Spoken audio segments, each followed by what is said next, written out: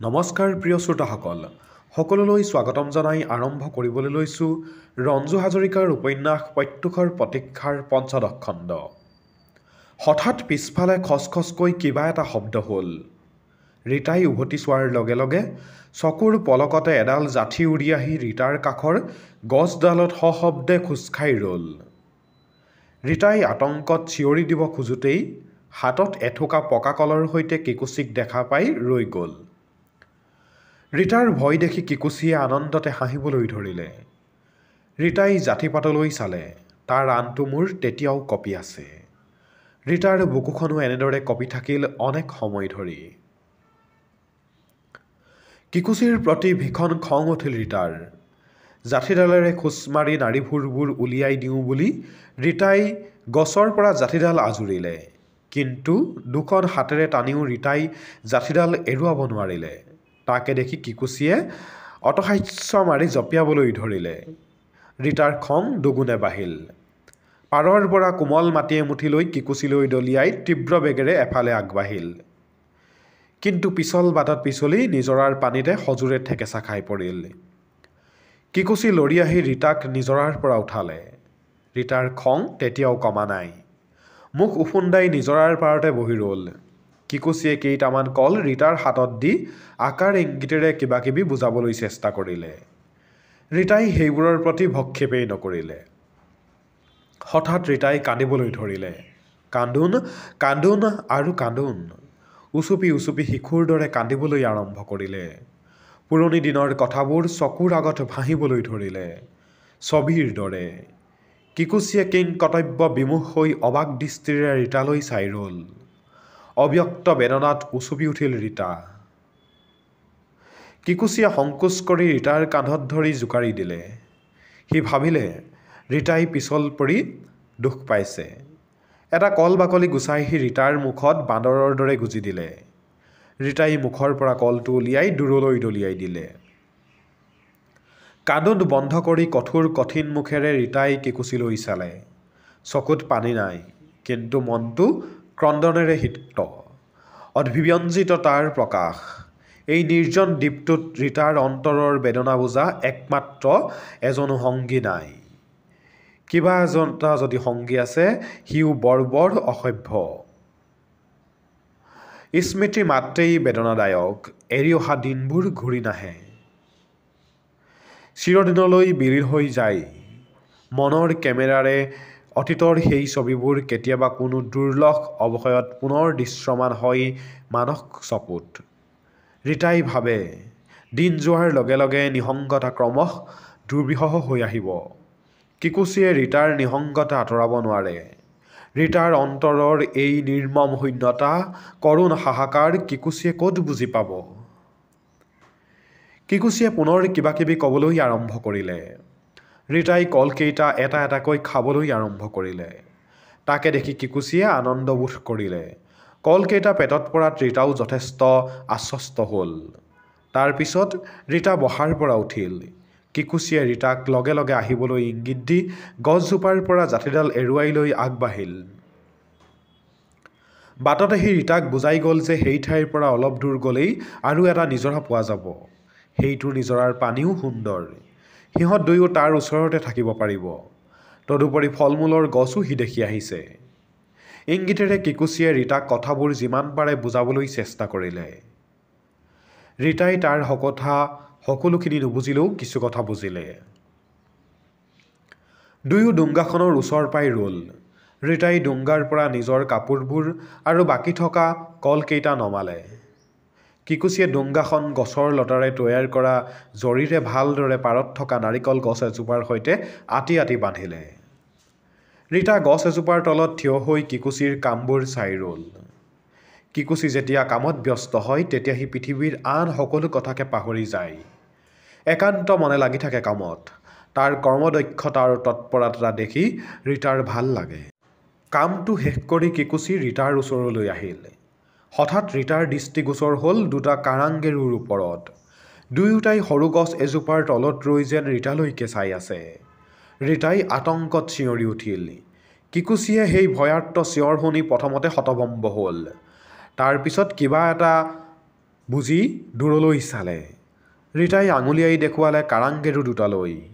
কিকুচিয়ে চকুৰ প্ৰচাৰতে জঁপিয়াই হাতত থকা দাৰ দৰে অস্ত্ৰখনেৰে এটা কাৰাংগেৰু একে খাপতে দ্বিখণ্ডিত কৰিলে। আনটো কাৰাংগেৰু জঁপিয়াই জঁপিয়াই পলাবলৈ ধৰিলে। কিন্তু কিকুচিয়ে তাকো এৰি নিদিলে। সেই ঠাইৰ পৰা অলপ দূৰতে তাকো ঘপিয়াই শেষ কৰিলে। মৰা কাৰাংগেৰুটো ডাঙৰ গছৰ পাত এটাত উঠাই কিকুচিয়ে ৰীতাৰ ওচৰলৈ লৈ আহিল। ৰীতাই ভয়ত দুখোজ পিছুৱাই গ'ল। তাকে দেখি কিকুচিয়ে হাঁহিবলৈ ধৰিলে। ৰীতাই তাক পেলাই দিবলৈ ইংগিত দিলে।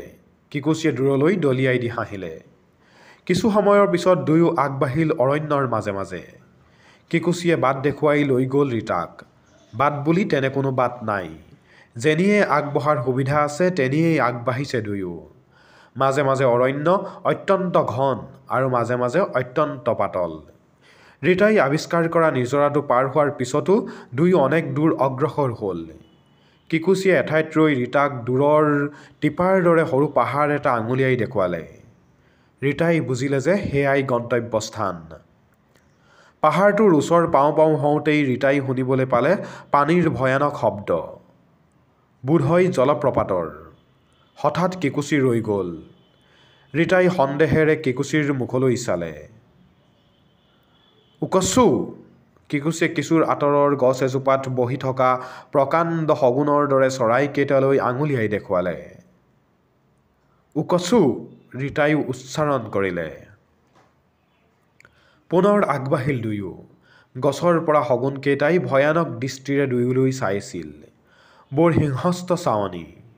ৰীতাৰ ভয় লাগিল সিহঁতলৈ। যদি উৰি আহি সিহঁতে আক্ৰমণ কৰে? এনে কাহিনী ৰীতাই অনেক শুনিছে।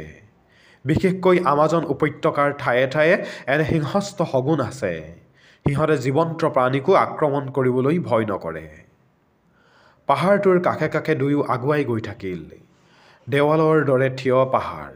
কেনিও উঠাৰ সুবিধা নাই। দুয়ো যিমানে আগুৱাই গ'ল পানীৰ শব্দও সিমানে স্পষ্টকৈ শুনিবলৈ পালে।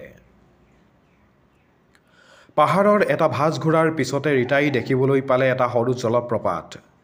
পাহাৰৰ দূৰৈৰ পৰা থিয়ৈ থিয়ৈ জলৰাশি আহি তলত পৰিছে। পৰা ঠাইতে এটা সৰু কুণ্ডৰ সৃষ্টি হৈছে আৰু তাৰ পিছতে পানীখিনি দুভাগ হৈ দুফালে বৈ গৈছে। কুণ্ডটো বৰ বেছি দ নহয়। চাৰিওফালে সৰু বৰ শিল সিঁচৰিত হৈ পৰি আছে। পানীখিনি স্বচ্ছ আইনাৰ দৰে আৰু অত্যন্ত শীতল। কুণ্ডটোৰ একাষত এডাল দীঘল গছ। গছডাল একেবাৰে হেলনীয়া হৈ কুণ্ডটোৰ ওপৰেদি সমান্তৰালভাৱে আছে। গছডালৰ ওপৰত বহি কুণ্ডৰ পানী ভৰিৰে চুব পাৰি। ঠাইডোখৰ ৰীতাৰ বেয়া নালাগিল যদিও সাগৰৰ পৰা অনেক দূৰ কাৰণে মনটো দমি গ'ল। কেনে লাগিছে ইয়াত? কিকুচিয়ে ইংগিতেৰে ৰীতাক সুধিলে। বেয়া নহয়, কিন্তু সাগৰৰ পাৰত থাকিব পৰা হ'লে আৰু বেছি ভাল লাগিলহেঁতেন, ৰীতাই কিকুচিক বুজালে। কিকুচিয়ে খন্তেক চিন্তা কৰিলে।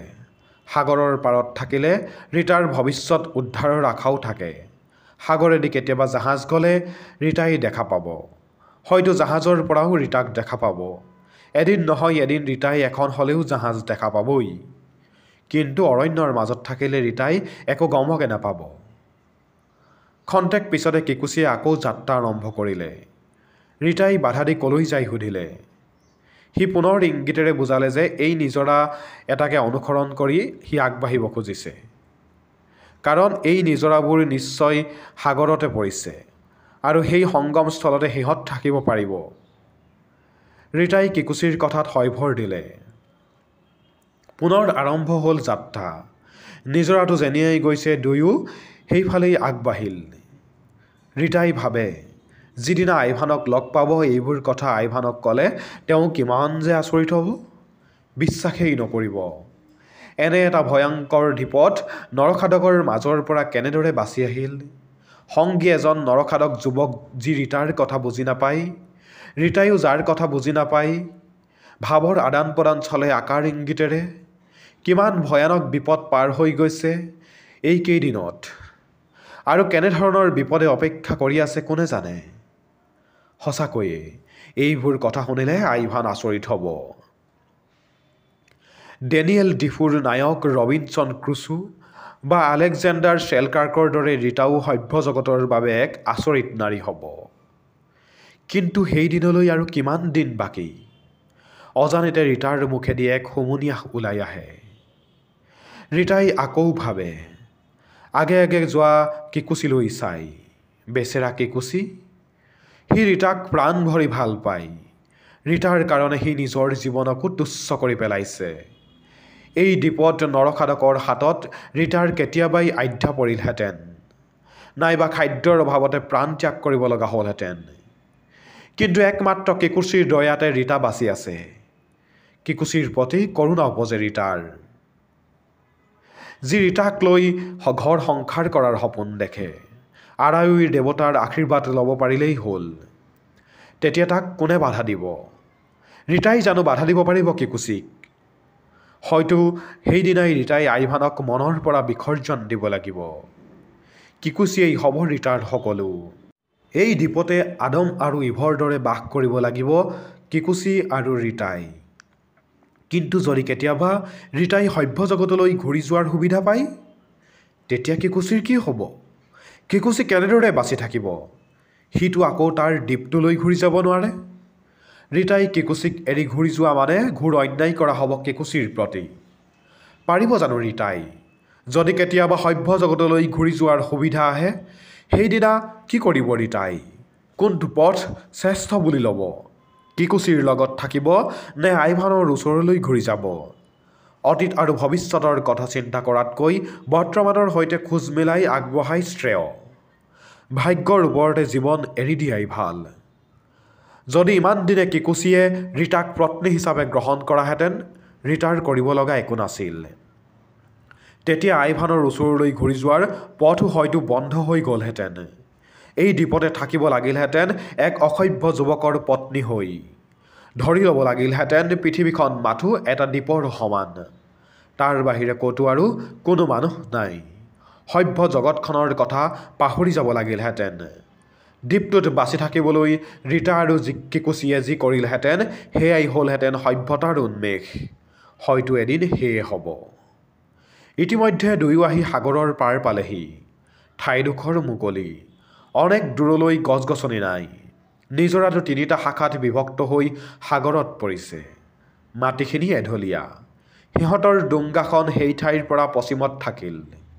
ৰীতাই ঠাইখণ্ড ভাল পালে কিন্তু কিবা এক বেদনাই ৰীতাৰ মনটো মুচৰি পেলালে এয়া ৰীতাই ভুল কৰা নাইতো সাগৰৰ পাৰত থকা মানে কিকুচিক প্ৰতাৰণা কৰিব খুজিছে ৰীতাই এদিন সুবিধা পালেই ৰীতা গুচি যাবগৈ কিন্তু অৰণ্যৰ মাজত থকা হ'লে এই সুবিধা নাহিলহেঁতেন ৰীতাই প্ৰতাৰণা কৰা উচিত হোৱা নাই অন্ততঃ কিকুচিক কাৰণ কিকুচি অকল প্ৰণয়েই নহয় ৰীতাক পুনৰ জনম দিছেহি নাই তাই কেতিয়াও নাযায় এই দ্বীপ এৰি কেতিয়াও আঁতৰি নাযায় বৰ্তমানেই সত্য অতীত আৰু ভৱিষ্যতৰ কোনো মূল্য নাই কিকুচিৰ সৈতে এই দ্বীপত তাই সংসাৰ পাতিব সুখৰ সংসাৰ আইভানক পাহৰি যাব কিন্তু আৰাৱৈৰ আশীৰ্বাদ নল'লেতো ৰীতাক গ্ৰহণ নকৰে কিকুচিয়ে তাৰ বাবে চিন্তাৰ কাৰণ নাই কিকুচিক ৰীতাই বাধ্য কৰাব ইমান ভয়ানক বিপদৰ মাজেৰে